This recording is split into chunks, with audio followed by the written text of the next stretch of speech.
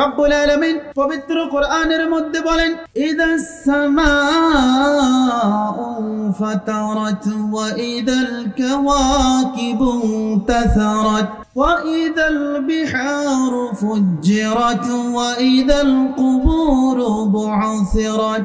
আল্লাহ রাব্বুল আলামিন এইখানের মধ্যে ঘোষণা করতেছেন, যখন আসমানটা ফেটে পড়বে, আসমানটা ফেটে পড়বে, তারকারাজিগুলো ছিটকিয়ে বিক্ষিপ্ত অবস্থায় ছিটিয়ে যেখানে ওখানে ছুটিয়ে পড়বে।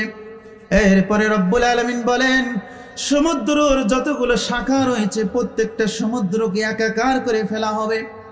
ওয়া ইযাল কুবুর বু'সিরাত। এবার রব্বুল আলামিন বলেন, ওই পৃথিবীর শুরু থেকে শেষ পর্যন্ত যত কবরস্থ মানুষ রয়েছে প্রত্যেককেই সেদিন হাজিরি করা হবে।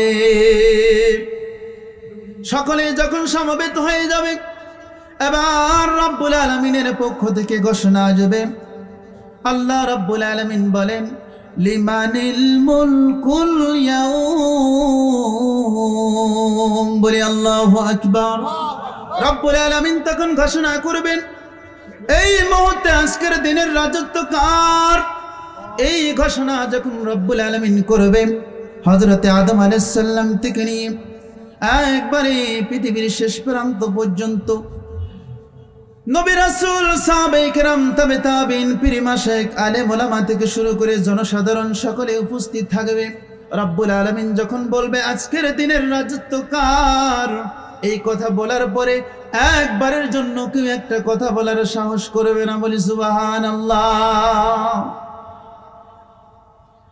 এই নিস্তব্ধ জনপদের মধ্য দিয়ে আল্লাহ রাব্বুল আলামিন তখন ঘোষণা করবেন, লিল্লাহিল ওয়াহিদিল কাহ্হার। বলি আল্লাহু আকবার। রাব্বুল আলামিন তখন ঘোষণা করবেন, এই মুহূর্তে আজকের দিনের রাজত্ব শুধুমাত্র কেবলমাত্র আমি রব্বুল আলামিনের, অন্য কারণ নয়। সুবহানাল্লাহ। রব্বুল আলামিন যখন এই কথা ঘোষণা করবেন, তখন প্রত্যেকেই রব্বুল আলামিনের দিকে ওত পেতে তাকিয়ে থাকবে, কারণ আজকের দিনের রাজত্ব কেবলমাত্র শুধুমাত্র রব্বুল আলামিনের, অন্য কারণ নয়। এই জন্য রব্বুল আলামিনের পক্ষ থেকে কি আদেশ আসে এটা শোনার জন্য সকলে তাকিয়ে থাকবে। তখন রব্বুল আলামিন উপস্থিত জনতাদেরকে লক্ষ্য করে বলবেন, আল্লাহ রব্বুল আলামিন বলবেন, অমতাজ, একে অন্যের সাথে পৃথক হয়ে যাও। তখন যারা নামাজি, রোজা পালনকারী, তাহাজ্জুদ গুজরি, দানশীল, এই জাতীয় সৎ কাজ করেওয়ালা ব্যক্তিগুলো তখন ডান পাশে ছাঁটাই করা হবে, এবং যারা বেনামাজি, বেআমল, সুদখোর, ঘুষখোর, জেনাকারিনী, বদমাইশ, শয়তান প্রকৃতির মানুষদেরকে তখন বাম সাইডে অবস্থান করতে বলা হবে। কিন্তু মজার বিষয় হলো, কিছু মানুষ এমন রয়েছে কিছু কায়দা কৌশল করে সেখানে বাঁচার জন্য তখন তারাও ডান পাশে হাজির হবে, কিন্তু প্রকৃতপক্ষে তারাও অপরাধী। তারাও কি? তারাও সেদিন অপরাধী। আল্লাহ রাব্বুল আলামিন এদের ব্যাপারে বলেন, ইন্নাহুম ইয়াকিদুনা কাইদা ওয়া আকিদু কাইদা। এই কৌশলকারী ব্যক্তিগুলো সেদিন দুনিয়াতে যেভাবে ধোঁকা দিয়েছে, ঠিক তেমনি ভাবে আমি রব্বুল আলামিনকে ধোঁকা দেওয়ার জন্য কায়দা কৌশল করে জান্নাতে যাওয়ার জন্য ইমানদার পরেশগার ব্যক্তিদের সাথী হয়ে দাঁড়া হয়ে যাবে। আল্লাহ রাব্বুল আলামিন তখন পরিষ্কার ঘোষণা করবেন, আমতাজুল ইয়াউমা আইয়ুহাল মুজরিমুন। বলে আল্লাহু আকবার। রব্বুল আলামিন তখন এই কৌশলকারী ব্যক্তিদেরকে লক্ষ্য করে বলবেন, আমতাজুল ইয়াউমা আইয়ুহাল মুজরিমুন, পৃথক হয়ে যাও অপরাধী তোমরা যারা আছো, আমার জান্নাতি মেহমানদারি ব্যক্তিদের থেকে তোমরা পৃথক হয়ে যাও। এরপরে রব্বুল আলামিনের পক্ষ থেকে ঘোষণা চলে আসবে। আল্লাহ রাব্বুল আলামিন পবিত্র কোরআনুল কারীমের মধ্যে কোট করেন, ওয়াসিকাল্লাযীনা কাফারু ইলা জাহান্নামা যুমারা হাত্তা ইযা وفتحت أبوابها রব্বুল আলামিন তখন এই বাম পাশে অবস্থানকারী ব্যক্তিদের সম্পর্কে ঘোষণা দিয়ে দিবেন, এই অপরাধীদেরকে এই মুহূর্তে হাঁকিয়ে হাঁকিয়ে জাহান্নামের দিকে নিয়ে যাওয়া হোক। বলি নাউজুবিল্লাহ। এই ব্যক্তিদেরকে যখন হাঁকিয়ে হাঁকিয়ে জাহান্নামের দিকে নিয়ে যাওয়া হবে, তখন জাহান্নামের ৭টি দরজা তাদের জন্য উন্মুক্ত করে দেওয়া হবে। উপস্থিত শ্রোতা যখন সেখানে অবস্থান করবে, দায়িত্বরত ফেরেশতারা এই লোকগুলোকে তখন ঘোষণা করবেন, এ অপরাধীরা, এই জাহান্নামী ব্যক্তিরা, কেন তোমরা এভাবে এই অপরাধের কারণে এখানে এসেছো? দুনিয়ার মধ্যে কি তোমাদের কাছে কোনো সতর্ক বাড়ি যায় নাই? তোমাদের কাছ থেকে কি কোনো ব্যক্তি তোমাদের কাছে হাজির হয় নাই? এরকম ভাবে যখন তাদেরকে প্রশ্ন করা হবে, তাদের একটাই জবাব থাকবে, ক্বালু বালা, আমাদের কাছে নানান প্রকৃতির সতর্কবাণী এসেছিল, কিন্তু আমরা একবারের জন্য গ্রহণ করি নাই। বলি নাউজুবিল্লাহ।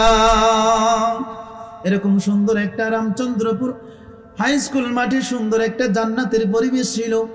আমি সলিমুদ্দিন বাড়িতে বসেছিলাম, দোকানপাটের মধ্যে সময় নষ্ট করেছিলাম। এরকম জায়গায় বসার মতো আমার সুযোগ হয় নাই। আমার একটা টার্গেট ছিল, কারণ দুনিয়ার মধ্যে একই পরিবারের মধ্যে বসবাস করতাম। আমি নিজে সুদ খাইতাম, ঘুষ খাইতাম, জেনাকারী ছিলাম।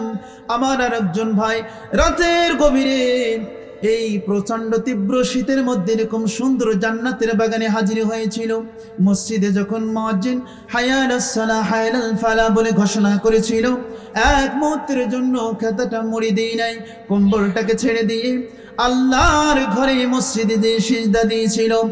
পৃথিবীর কোনো মানুষ আমাদেরকে ভিন্ন রকম পার্থক্য করে নেয়, সেখানে কৌশল করে বেঁচেছিলাম। ঠিক তেমনি ভাবো আজকের দিনেও কৌশল করে বেঁচে যাবো, এটাই ছিল আমাদের চিন্তা। এরকম ঘোষণা যখন তারা করবে, নানান সমস্যার কথা যখন তারা তুলে ধরবে, আল্লাহ রাব্বুল আলামিনের পক্ষ থেকে তাদের জন্য ফয়সালা হবে। আল্লাহ রাব্বুল আলামিন বলেন, কিলা দুখুলু আবওয়াব জাহান্নাম খালিদিনা ফিহা। বলি নাউজুবিল্লাহ। রাব্বুল আলামিন তখন এই ব্যক্তিদেরকে লক্ষ্য করে ঘোষণা করবেন, এদেরকে জাহান্নামের মধ্যে ঢুকায় দাও, এই কাফেরদেরকে জাহান্নামের মধ্যে ঢুকায় দাও, আর তাদেরকে ঘোষণা করে দাও, এটাই হলো তোমাদের জন্য স্থায়ীভাবে বসবাসের জায়গা। বলি নাউজুবিল্লাহ। সম্মানীয় উপস্থিতি, প্রাণ প্রিয় রামচন্দ্রপুরবাসী, এবার রব্বুল আলামিন ওই যে ডান পাশে ইমানদার ব্যক্তিগুলো দাঁড়িয়ে রয়েছে, এদেরকে এবার লক্ষ্য করে রব্বুল আলামিনের পক্ষ থেকে ঘোষণা আসবে। রব্বুল আলামিন পবিত্র কুরআনুল কারীমের মধ্যে কোট করেন, ওয়াসিকাল্লাযীনা ইত্তাকাউ রাব্বাহুম ইলাল জান্নাতি যুমারা হাত্তা ইযা জাউহা ওয়া ফুতিহাত আবওয়াবুহা وقال لهم خزنتها। একটু জোরে বলি আল্লাহু আকবার। রব্বুল আলামিন এবার এই ডান পাশে ইমানদার পরেশগার ব্যক্তিদেরকে লক্ষ্য করে বলবেন, আমার এই বান্দাগুলো দুনিয়ার মধ্যে আমাকে ভয় করেছিল, আমার এই বান্দাগুলো দুনিয়াতে আমাকে দেখে নাই, আমার রাসূলকে দেখে নাই, জান্নাত দেখে নাই, জাহান্নাম দেখে নাই। কিয়ামত দিবসের প্রতি বিশ্বাস স্থাপন করে রাতের গভীরে এইরকম সুন্দর সুন্দর জান্নাতের বাগানের মধ্যে সুন্দর করে বসে বসে কোরআন শুনেছিল। বলি সুবহানাল্লাহ। আমার এই বান্দাগুলোকে সুন্দর করে তাদের ও দলে দলে হাঁকিয়ে হাঁকিয়ে জান্নাতের দিকে নিয়ে যাও। ফেরেশতা মণ্ডলী তখন এই ব্যক্তিদেরকে তখন জান্নাতের দিকে যখন নিয়ে যাওয়া হবে, আগ থেকেই তাদের জন্য জান্নাতের 8টি দরজা উন্মুক্ত করে রাখা হবে। জান্নাতের গেটের সামনে যখন এই ব্যক্তিগুলো উপস্থিত হয়ে যাবে, তখন রব্বুল আলামিনের কিছু ফেরেশতা এখানে নিযুক্ত রয়েছে। এই ফেরেশতাগুলো তখন তাদের জন্য ঘোষণা করবে, সালামুন আলাইকুম তিবতুম ফাদখুলুহা খালিদিন। রব্বুল আলামিন এদের ব্যাপারে বললেন, ফেরেশতা মণ্ডলীগুলো তখন তাদেরকে লক্ষ্য করে বলবে, স্বাগতম, তোমাদের জন্য সালাম, তোমাদের জন্য সালাম, তোমাদের শুভকর হোক, তোমাদের জীবন শুভকর হোক, সুখময় হোক, এটাই তোমাদের জন্য চিরস্থায়ী আবাসস্থল। বলি সুবহানাল্লাহ। সম্মানীয় রামচন্দ্রপুরবাসী, প্রাণ প্রিয় মুসলমান, আপনাদেরকে বলি, স্বল্প সময়ের মধ্যে জান্নাত এবং জাহান্নামের একটু বিবরণ করলাম। আল্লাহ রাব্বুল আলামিনের জান্নাতে যেতে চাই কি চাই না? আসতে বলবো না, চাই কি চাই না? আল্লাহ রাব্বুল আলামিন এই জান্নাতে যাওয়ার জন্য, জান্নাত দেওয়ার জন্য রাব্বুল আলামিন এই যেমন দেখেন বাজারের মধ্যে অনেকগুলো দোকানদার বিভিন্ন সদাই নিয়ে উপস্থিত হয়, তাদের টার্গেট সুলভ মূল্যে তাদের অরিজিনাল পণ্যটা আপনার হাতে উঠাই দেবে। আল্লাহ রাব্বুল আলামিন পৃথিবীবাসীকে লক্ষ্য করে বলতেছেন, আমি তোমাদের জন্য আমার এই জান্নাতটা বিক্রয় করতে চাই। এই জান্নাত ক্রয় করতে হলে এক নম্বর তোমাদের হতে হবে মুমিনদার। কি হতে হবে? যদি তোমরা মুমিনদার হতে পারো, তাহলে আমি রব্বুল আলামিন তোমাদের সাথে একটু ব্যবসা করব। ব্যবসার ধরনটা কেমন হবে শোনার দরকার আছে না নাই? আল্লাহ রাব্বুল আলামিন সূরাতুল তাওবা 111 নম্বর আয়াতে কারিমার মধ্যে বলেন, ইন্নাল্লাহা আশতারা মিনাল মুমিনিনা আনফুসাহুম ওয়া আমওয়ালাহুম বিআন্না লাহুমুল জান্নাহ। একটু জোরে বলি সুবহানাল্লাহ। আল্লাহ রাব্বুল আলামিন মুমিনদের ব্যক্তিদেরকে লক্ষ্য করে পরিষ্কার ঘোষণা করলেন, আমি মুমিনদার ব্যক্তির সাথে ব্যবসা করতে চাই। আমার ব্যবসার ধরনটা এমন, এই মুমিনদার ব্যক্তিদের জান এবং মাল আমি ক্রয় করতে চাই, বিনিময়ে তাদেরকে জান্নাত দান করব। বলি সুবহানাল্লাহ। আল্লাহ জান্নাতে যাওয়ার দরকার আছে না নাই? একটু জোরে বলি, আছে না নাই? সে আল্লাহ রাব্বুল আলামিন এত সুন্দর একটা ব্যবসার কথা বললেন। এই ব্যবসার কথা কি শুধুমাত্র আমাদের জন্য বললেন এমনটা নয়, নবীর জামানায় কি ব্যবসা ছিল কি ছিল না? আল্লাহর নবী রাহমাতাল লিল আলামিনের জামানায় এরকম একটা ব্যবসা ছিল। ছোট্ট একটা ঘটনা আপনাদেরকে জানাই, কেমন তারা ব্যবসায় উত্তীর্ণ হয়েছে, ব্যবসায় সদাই করে লাভবান হয়েছে। আল্লাহর নবী রাহমাতাল লিল আলামিনের দরবারে একজন দরিদ্র ব্যক্তি হাজির হলো। নবী সাল্লাল্লাহু আলাইহি সাল্লামের দরবারে হাজির হয়ে আল্লাহর নবীকে লক্ষ্য করে বললেন, ইয়া রাসূলুল্লাহ, ইয়া হাবিবাল্লাহ, সন্তান স্ত্রী নিয়ে কয়দিন হলো অনাহারে দিন কাটতেছে, খাওয়ার মতো বাড়িতে কোনো খাদ্য নাই। ইয়া রাসূলুল্লাহ, ইয়া হাবিবাল্লাহ, আপনি কিছু সাহায্য করুন। কিন্তু নবী সাল্লাল্লাহু আলাইহি সাল্লামের কাছে সেই মুহূর্তে লোকটিকে দেওয়ার মতো সম্পদ না থেকেই আল্লাহর নবী রাহমাতাল লিল আলামিন বললেন, আমার সাহাবী হযরত ওসমানের কাছে যাও। হযরত ওসমানের কাছে যাওয়ার পরে আমার কথা বলবে, দেখবে তোমাকে সে সাহায্য করবে। গভীর মনোযোগ দিয়ে শুনবে রে যুবক। এবার লোকটি কাল বিলম্ব না করে হযরত ওসমান রাদিয়াল্লাহু তাআলা আনহুর বাড়িতে চলে গেলেন। হযরত ওসমান বাড়িতে যখন উপস্থিত হলেন, হযরত ওসমান রাদিয়াল্লাহু তাআলা আনহুকে দেখতে পেলেন। তিনি তার খাদ্য গোদাম থেকে অনেকগুলো পিঁপড়া খাদ্যের গোদাম থেকে বাইরে বের হয়ে আসতেছে, প্রত্যেকের মুখে বড় বড় খাদ্যের টুকরা। কিন্তু এই খাদ্য থেকে হযরত ওসমান রাদিয়াল্লাহু তাআলা আনহু পিঁপড়ার মুখের মধ্যে অল্প কিছু সংখ্যক খাদ্য রেখে বাকি খাদ্যগুলো তিনি সংগ্রহ করতেছেন। এমন দৃশ্য দেখার পরে লোকটি তখন মনের মধ্যে চিন্তা করলো, যেই লোক পিঁপড়ার মুখ থেকে খাদ্য ছিনিয়ে নেয়, আর যাই হোক সে আমাকে সাহায্য করবে না। এই ভেবে লোকটি তখন হযরত ওসমানের বাড়ি থেকে চলে গেলেন। পরদিন আবার রাসূলুল্লাহ সাল্লাল্লাহু আলাইহি সাল্লামের দরবারে হাজির হলেন। ঘোষণা করলেন, ইয়া রাসূলুল্লাহ, ইয়া হাবিবাল্লাহ, ইয়া রাসূলুল্লাহ, আপনার কাছে কিছু সাহায্যের জন্য আসলাম। নবী এদিন লোকটিকে লক্ষ্য করে বলল, হযরত ওসমানের কাছে যাও। লোকটি তখন নবীর কথা শুনে হযরত ওসমানের বাড়ির দিকে আবার রওনা হয়ে গেলেন। হযরত ওসমানের বাড়িতে যখন পৌঁছাইলেন, কিছুক্ষণ অবস্থান করে যে দৃশ্য দেখলেন, লোকটি দেখতে পেলেন হযরত ওসমান রাদিয়াল্লাহু তাআলা আনহু তিনি তার খাদেমকে ধমকাইতেছেন। কারণ হলো অন্ধকারকে আলোকিত করার জন্য হারিকেনের সলতা যেই পরিমাণ ব্যবহার করার দরকার, ওনার খাদেম প্রয়োজনের তুলনায় একটু বেশি বাড়ায় দেওয়ার কারণে তাকে ধমকাইতেছেন। এবার লোকটি চিন্তা করলো, যেই লোক পিঁপড়ার মুখ থেকে খাদ্য কেড়ে নিতে পারে, যেই লোক হারিকেনের সলতা একটু বাড়িয়ে দেওয়ার কারণে খাদেমকে ধমকাইতে পারে, আর যাই হোক সে আমাকে সাহায্য করবে না। এই বলে লোকটি তখন ওইখান থেকে বেরিয়ে গেলেন। পরদিন আবার হাজির রাসূলুল্লাহর দরবারে ঘোষণা করলেন, ইয়া রাসূলুল্লাহ, ইয়া হাবিবাল্লাহ, আমাকে কিছু সাহায্য করুন। এদিন আল্লাহর নবী রাহমাতাল লিল আলামিন লোকটিকে বললেন, আমার ওসমানের কাছে যাও, ওসমানের কাছে যে আমার কথা বলো, দেখবে সে তোমাকে সাহায্য করবে। ও আমার বন্ধুগণ, প্রাণ প্রিয় মুসলমান, গভীর মনোযোগ দেব। লোকটি তখন আবার চলে গেলেন হযরত ওসমানের বাড়িতে।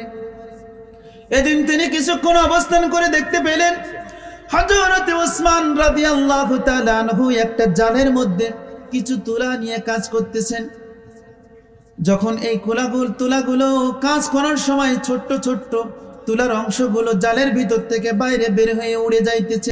ওসমান রাদিয়াল্লাহু তাআলা আনহু এবার ওই জালের ভিতর থেকে বাইরে বের হয়ে দৌড়ায় দৌড়ায় তুলাগুলো সংগ্রহ করতেছেন, আবার জালের মধ্যে রাখতেছেন। এই দৃশ্য দেখার পরে লোকটি আর এক মুহূর্তের জন্য দাঁড়াইলো না। পূর্বের ইতিহাস তার জানা আছে না নাই?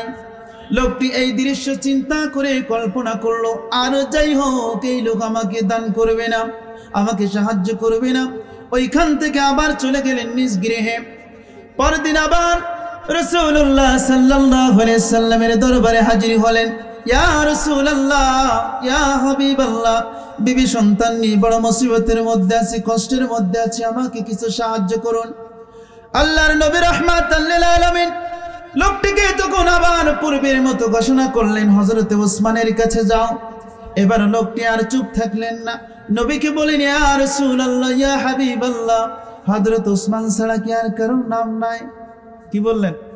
হযরত ওসমান ছাড়া কি আর কারোর নাম নাই? একদিন নাই, 2 দিন নাই, 3 দিন যে অবস্থা আমি দেখলাম, আর যাই হোক এই লোক আমাকে সাহায্য করবে না। আল্লাহর নবী রাহমাতাল লিল আলামিন তখন বললেন, এই দরিদ্র ব্যক্তি, তুমি কি আমার কথা তার কাছে বলেছিলে নাকি? বলল না, বলে নাই, বলার সুযোগই তো পাইলাম না, অবস্থা দিকে মারলাম দৌড়। নবীজি বললেন, আজকে তুমি যাবে এবং আমার কথা তার সাথে তার কান পর্যন্ত পৌঁছাবে, তারপরে দেখা যাবে কি হয়। এবার লোকটি তখন কাল বিলম্ব না করে রাসূলুল্লাহর আদেশ পালনের জন্য চলে গেলেন হযরত ওসমান রাদিয়াল্লাহু তাআলা আনহুর বাড়িতে। হযরত ওসমান রাদিয়াল্লাহু তাআলা আনহুর বাড়িতে যখন পৌঁছে গেলেন, তিনি কিছুক্ষণ অবস্থান করে হযরত ওসমান রাদিয়াল্লাহু তাআলা আনহুর গতিবিধি দেখলেন। ভালো মনে করে হযরত ওসমানের কাছে লোকটি হাজির হয়ে বললেন, বিবি সন্তান নিয়ে কিছুদিন হলো অভাবের তাড়নায় রয়েছি, রাসূলুল্লাহর কাছে চলে গিয়েছিলাম, রাসূল আপনার কাছে পাঠিয়েছে কিছু সাহায্যের জন্য। হযরত ওসমান রাদিয়াল্লাহু তাআলা আনহু লোকটিকে বললেন, আপনি কিছুক্ষণ অবস্থান করুন। রামচন্দ্রপুরবাসী গভীর মনোযোগ দেব, কিভাবে তারা দুনিয়া থেকে জান্নাতটা ক্রয় করে নিয়েছে। এবার কিছুক্ষণ পরে লোকটি লক্ষ্য করলেন বিশাল বড় একটা উটের পাল, মালবহী উটের পাল আসতেছে হযরত ওসমানের বাড়ির দিকে। হযরত ওসমান এবার লোকটিকে লক্ষ্য করে বলে, এই যে উটের পাল দেখতেছ, এতগুলো উটের মধ্য থেকে, মালবহী উটের মধ্য থেকে যেই উটটা তোমার পছন্দ হয় এটাই তোমার জন্য হাদিয়া। একটু জোরে বলা যাবে কি সুবহানাল্লাহ? লোকটি তখন খুশি হয়ে গেল। কিছুক্ষণ ধরে এই উটের প্রথম থেকে শেষ পর্যন্ত লক্ষ্য করতে লাগলেন, কিন্তু সামনের যে উটটা রয়েছে এটাই তার বড় পছন্দ হয়ে গেল, কারণ সামনের উটটা একটু বড় সড়ো ছিল। এই মালবহী উটটিকে হযরতে ওসমান রাদিয়াল্লাহু তাআলা আনহু তাকে সদকা করে দিলেন।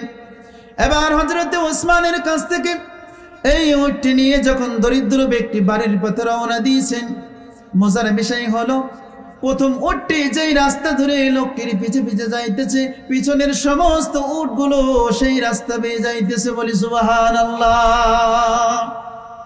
তার সাথে যতগুলো রাখাল ছিল প্রত্যেকে আপ্রাণ চেষ্টা করে যাচ্ছে বাকি উটগুলো ফেরানোর জন্য, কিন্তু কোনো অবস্থাতেই ফেরানো সম্ভব হচ্ছে না। এবার হযরতে ওসমান মিসকি মিসকি হাসে আর বলে, রাখালরা তোমরা আর এক মুহূর্তের জন্য উটকে ফেরানোর জন্য চেষ্টা করো না। আমার নবী আমাকে আদেশ করেছে আল্লাহর জন্য, দিনের জন্য, জান্নাতের বিনিময়ে সাদকা করার জন্য আমি একটা উট পছন্দ মতো দান করলাম, কিন্তু আমার আল্লাহ তাআলা বাকি উটগুলোকে কবুল করে নিয়েছেন। অতএব একটা উট তোমরা আর আটকায় না, সবগুলো উট আমি ওই ব্যক্তিকে আল্লাহর জন্য সাদকা করে দিলাম। বলি সুবহানাল্লাহ। এই হযরতে ওসমান রাদিয়াল্লাহু তাআলা আনহু এমন নজির রাখার কারণে দুনিয়া থেকে আল্লাহ রাব্বুল আলামিন তাকে জান্নাতের সার্টিফিকেট দিয়েছিলেন। বলি সুবহানাল্লাহ। এই হযরতে ওসমানের সাথে জান্নাতে যেতে চাই কি চাই না? আসতে বলবো না, চাই কি চাই না? কারা কারা হযরতে ওসমানের সাথে জান্নাতে যেতে চাই? এই জান্নাতের বাগান থেকে রবের দিকে হাতটা বাড়িয়ে দিই, ইয়া রাব্বুল আলামিন। এই রামচন্দ্রপুর হাই স্কুল মাঠ থেকে আপনার এই জান্নাতের বাগানে আপনার বান্দাগুলো হযরতে ওসমানের সাথে জান্নাতের আশা করে, রব্বুল আলামিন আপনার বান্দা বান্দীদের আপনি হযরতে ওসমানের সাথে জান্নাত দান করেন। বলে আমিন। আরেকটু হযরতে ওসমানের ব্যাপারে জানার দরকার আছে না নাই?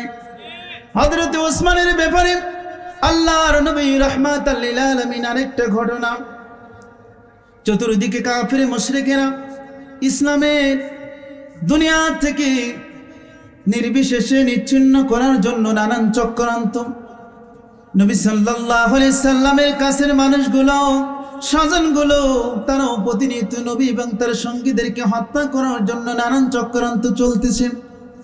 আল্লাহর নবীর কাছে খবর আসলো ইসলামটারে দুনিয়া থেকে উৎখাত করার জন্য ষড়যন্ত্র চলতেছে। নবী আবার সাহাবীদেরকে লক্ষ্য করে বললেন, ও আমার সাহাবীরা,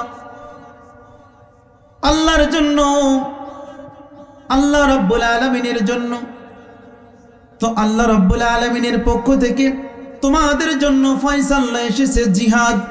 আর এই জিহাদে যাওয়ার জন্য রব্বুল আলামিনের পক্ষ থেকে ঘোষণা হলো, এই জিহাদে অংশগ্রহণ করতে পারলে যদি তোমরা মৃত্যুবরণ করো, মরতে দেরি হবে, জান্নাতের পেয়ালা পেতে দেরি হবে না। বলি সুবহানাল্লাহ।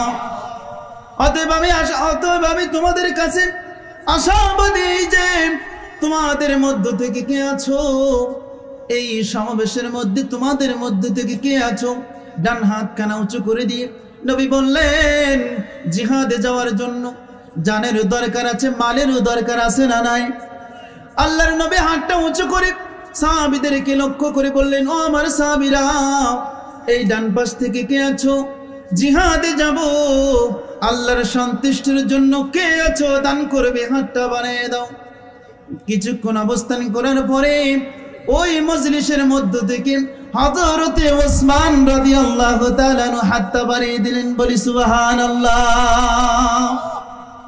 আল্লাহর নবীকে লক্ষ্য করে বললেন, ইয়া রাসূলুল্লাহ, ইয়া হাবিবাল্লাহ, জিহাদের ময়দানে যুদ্ধে যাওয়ার জন্য, আল্লাহর সন্তুষ্টির জন্য আমি ওসমানের পক্ষ থেকে 100 উট আমি আল্লাহর রাস্তায় দান করলাম। বলি সুবহানাল্লাহ। 100 উট কি জানো তা না ব্যাপার?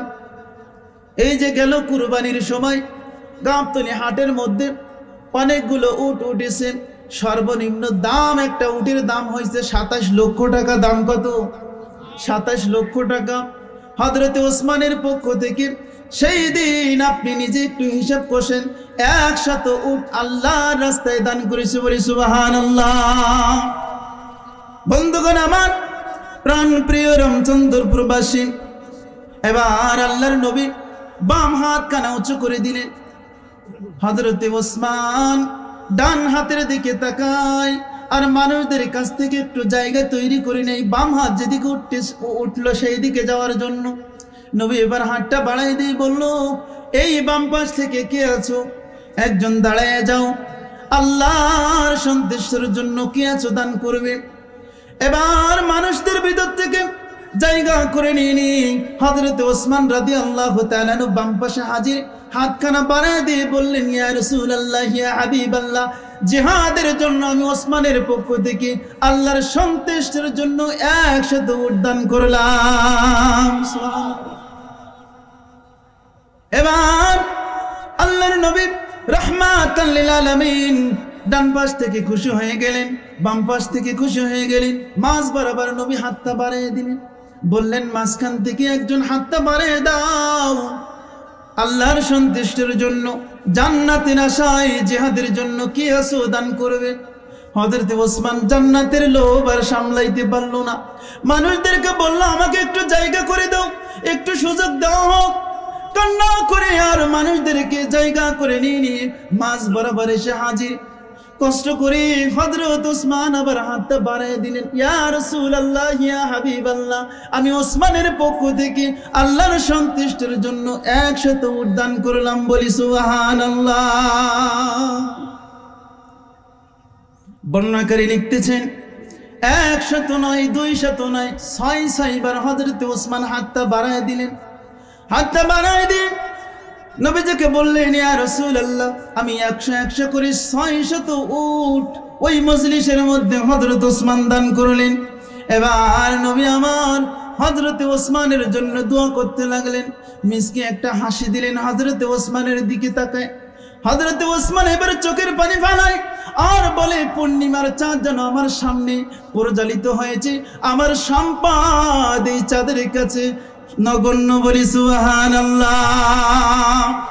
নবীর চেহারা মুবারকের দিকে তাকায় বললেন, ইয়া রাসূলুল্লাহ, ইয়া হাবিবাল্লাহ, আমি ওসমানের পক্ষ থেকে এই জিহাদের জন্য, আল্লাহর সন্তুষ্টির জন্য আমার 100 ঘোড়া রয়েছে, সেটাও আমি দান করে দিলাম, বলি সুবহানাল্লাহ। 600 উট দান করলেন, 100 ঘোড়া দান করলেন। এরপরে দেখে নবীর মুখ থেকে হাসি সরে না। হযরত ওসমান এবার কান্না করে আর বলে, ইয়া রাসূলুল্লাহ, ইয়া হাবিবাল্লাহ, একটু আমাকে সময় দেওয়া হোক। এই বলে ওইখান থেকে দৌড়ানো শুরু করলেন। দৌড়াইতে দৌড়াইতে হযরত ওসমান জান্নাতের আশায় বাড়িতে চলে গেলেন। বাড়িতে যাওয়ার পরে বিবিকে লক্ষ্য করে বললেন, নিজের চাদরটা বিছায় দিলেন। বিবিকে বললেন, ও আমার বিবি, আমার ঘরের মধ্যে যত স্বর্ণ অলংকার রয়েছে, রূপা রয়েছে, সবগুলো এই চাদরের মধ্যে বিছায় দাও। বিবি তাড়াহুড়ো করে ঘরের মধ্য থেকে সমস্ত স্বর্ণ রূপাগুলো চাদরের মধ্যে নিয়ে এসে দিলেন। এবার বিবি হযরত ওসমানকে লক্ষ্য করে বলে, তুমি তো বড় ব্যবসায়ী, এমন ব্যবসার সন্ধান পেয়েছো যে ব্যবসার জন্য নিজের পছন্দের স্বর্ণ অলংকার পর্যন্ত নিয়ে যাওয়া হচ্ছে, বলে সুবহানাল্লাহ।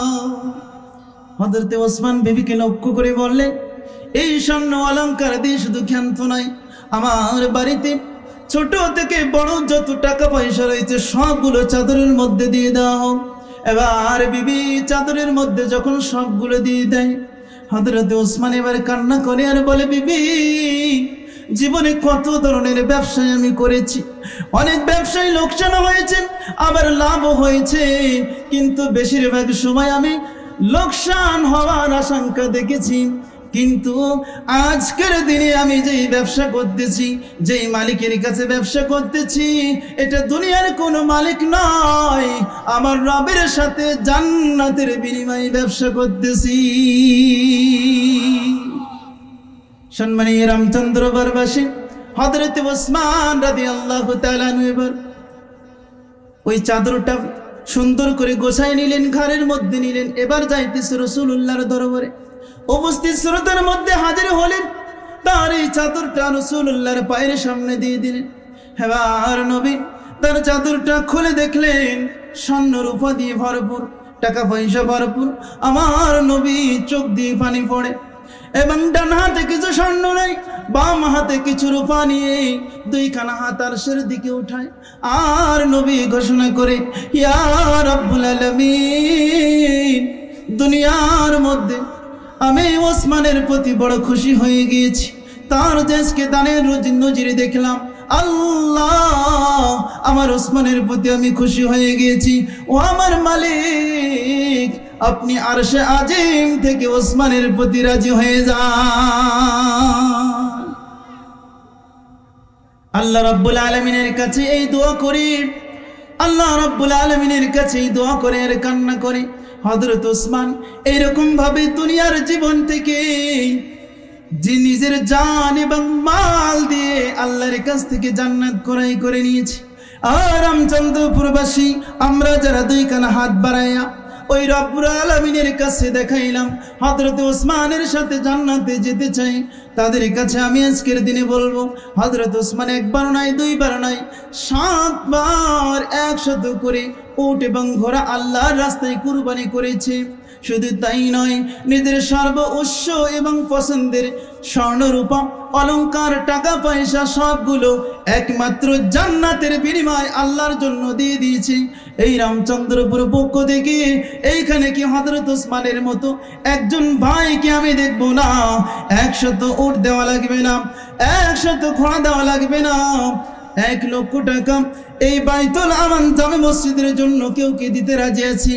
আমি তার জন্য মন খুলে দোয়া করব, রব্বুল আলামিন যেন কঠিন মুসিবতের সময় হযরত ওসমানের সাথে তাকে জান্নাতি করে।